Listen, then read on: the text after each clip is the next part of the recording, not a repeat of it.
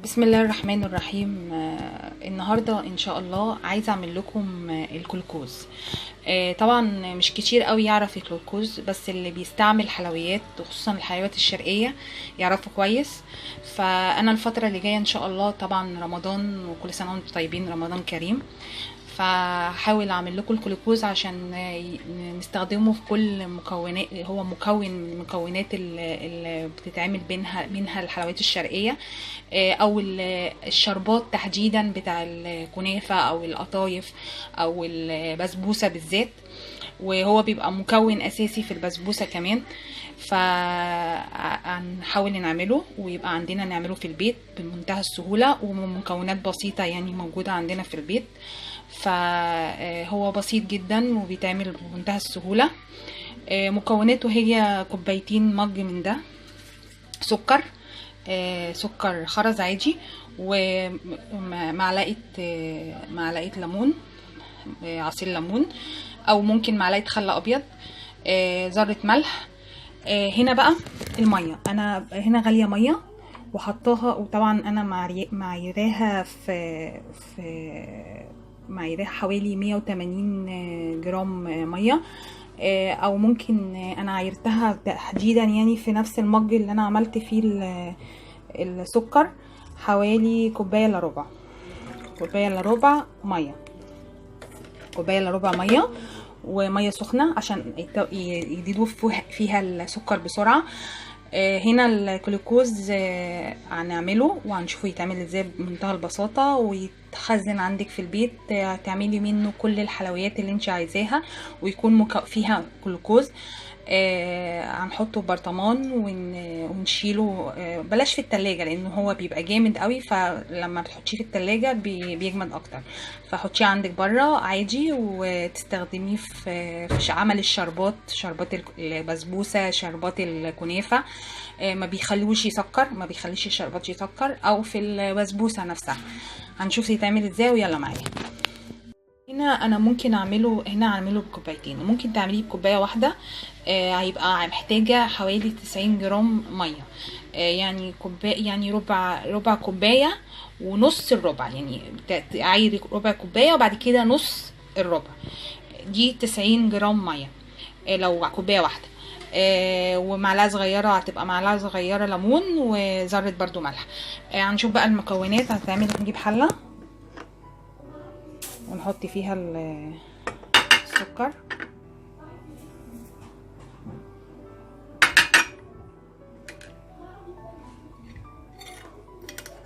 والملح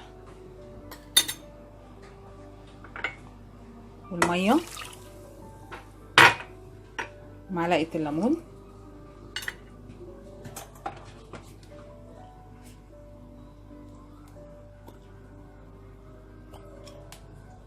وبعدين نقلبهم. طبعا الميه سخنه،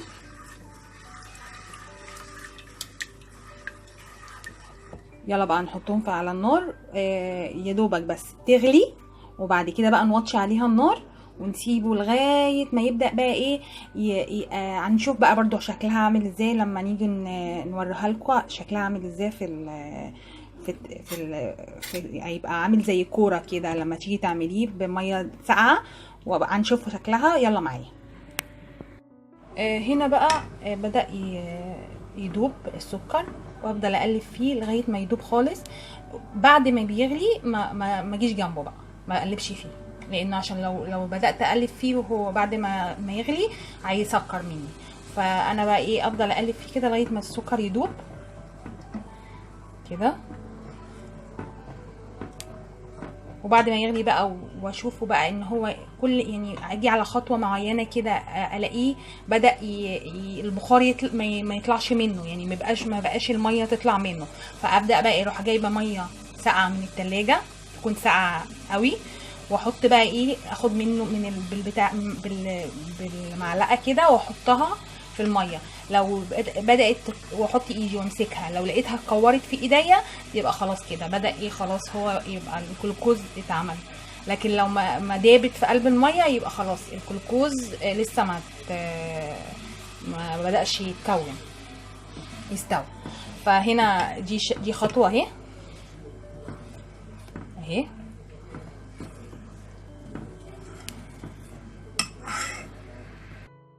اول ما يغلي كده اوطي عليه النار خالص واسيبه على نار هاديه خالص. واول ما احس ان بدا البخار ده ما يطلعش اروح عامله ايه بقى، جايبه زي ما قلت لكم ميه ساقعه من الثلاجه واحط فيها زي ما اوريكم كمان شويه. يلا معايا. بدا يطلع رغاوي بالشكل ده بعد ما وطينا عليه. وطي عليه جامد، يعني وطي عليه خالص، يعني اخر مثلا ممكن اصغر عين عندك في البوتاجاز ووطي عليه. هنا انا بحاول اختبره. هنا انا عمل كده واخد حبه كده منه كده.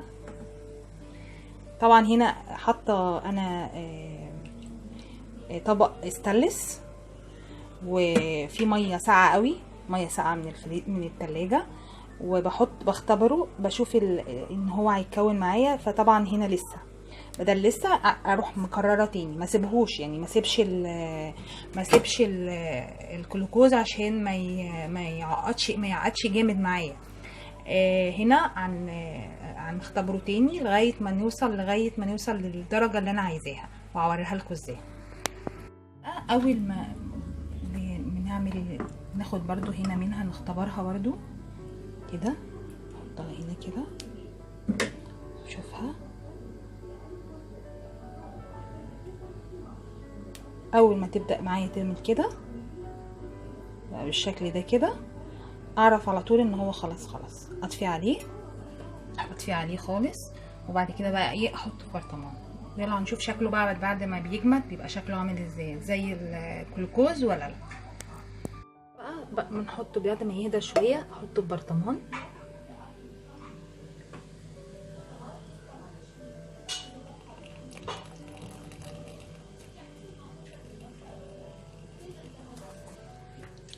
احطه في برطمان واقفل عليه واسيبه لغايه ما يهدى ويبرد، او احطه في التلاجة ممكن لغايه ما يهدى ويبرد ويديني القوام بتاع الجلوكوز. هنا لونه متغير شويه عشان السكر اللي عندي سكر بني شويه. اما ممكن لو عايزاه مثلا لون الجلوكوز اللي هو الكريستال ده بتعمليه بسكر ابيض. عشان يديكي اللون الكريستال اللي هو بتعمليه من بره. بس هو عادي يعني، سواء انت استعملتي سكر مثلا اللي هو في نسبة العسل فيه شوية اللي هو البني شوية ده، عادي ممكن تستعمليه اللي هو بتاع التموين، مش هتفرق يعني كتير. ده شكل الجلوكوز. ده قوامه اهو، انا حطيته في التلاجة عشان يجمد شويه، بس هو بيبقى اجمد شويه من كده. يا ريت يستحسن ما تحطوش في التلاجة، سيبيه بره شويه. سيبيه بره ما عشان تستعمليه تعرفي تستعمليه. ولو لقيتيه جمد معاكي شويه سخني حطي المعلقه في ميه سخنه وخدي منه معلقه. ده بتستعمليه في الشربات مثلا، بيخلوش يسكر، تحطي معلقه منه في الشربات. تحطي مثلا تستعمليه في البسبوسه، في مكونات البسبوسه بتستعمليه في مكونات البسبوسه، في الكنافه، في القطايف، في الحجازيه تبقى جميل قوي. بيمسك الحشو بتاعها اللي جوه ده، بيمسكه ما بيخليهوش يفرول.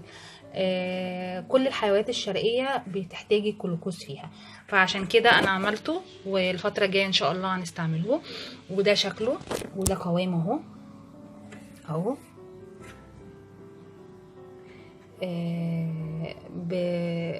بتستعمليه وتعمليه في البيت عادي من غير اي تكاليف.